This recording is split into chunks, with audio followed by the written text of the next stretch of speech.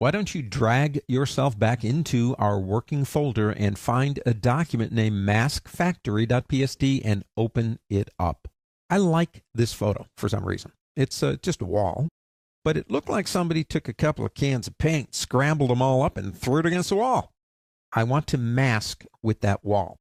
Now, there are several ways to do masking, and you don't really have to use text, but we will. If I come over here, my type tool also has the masking tools. Pick the horizontal type mask tool. Come over here, click, and type in a word. How about photo spin? Now, I like the font. It's called Impact. Nice big beefy font, but it's too small. I want to make it bigger. So I have a choice. I can come up here and change it here, or here's a much easier way, and this works with text too. Hold down the Control key in Windows, Command key on a Mac, and see what happens. See how it changes? Go to a corner and drag. Now, we are making a mask here, but like I said, this will work with text. We just never used it. That's what I'm talking about. Let me make it a little bit more this way, maybe. Or let's go down here and do that. Okay, so I'm happy with that. Make sure it's spelled correctly. Make sure you like the font and you like the size. Now I'm going to get off of that tool. Say go to my Move tool. Well, it's just a selection. That's all it is. If I move it, it will cut it right out of that back wall, which is kind of what I want to do. But let's look at a couple of ways we can do this. One way would be, now that we have our selection and we have our layer selected over here, is reach over on your keyboard and press Control, that's Control in Windows, Command on a Mac, J. Now we've just made a selection. Just that piece is now in that layer all by itself. So in a sense, I don't know, I guess that's okay. We have the words spelled out with that really cool wall. But that allows me to have some fun here. For example, if I go into my FX button down here and go into, say, Bevel and Emboss, check this out. I can begin doing stuff like that. And it looks like it's being embossed directly into that wall.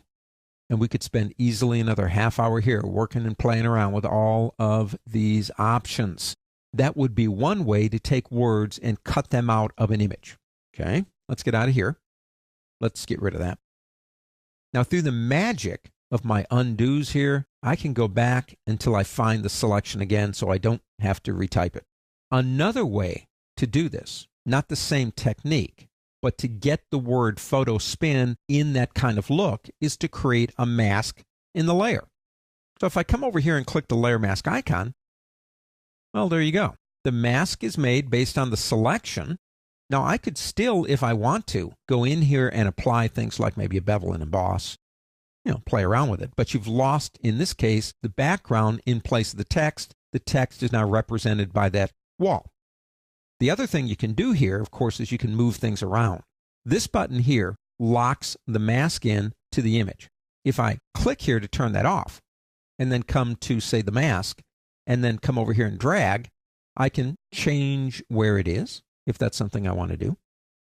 And that would be just one more way to take words, or actually anything that you want, and mask it into an image. The good news is that it's non-destructive. If you shift-click on the mask, we get our image back. Shift-click it again, back in business. Total control. And let me show you one more thing. If we select the mask right here, and then we go into our filters, and let's go into Filter Gallery. You can have some fun here. Let's come out of here. Let's go into Brush Strokes and go into maybe Sprayed. Let's just stop right there. I've changed the mask to make it look like that. When I click OK, it translates it into the words. The mask is being controlled by the filter, and the mask is controlling what we see of the photograph. Doesn't have to be text, but if it is, you can do some pretty cool things.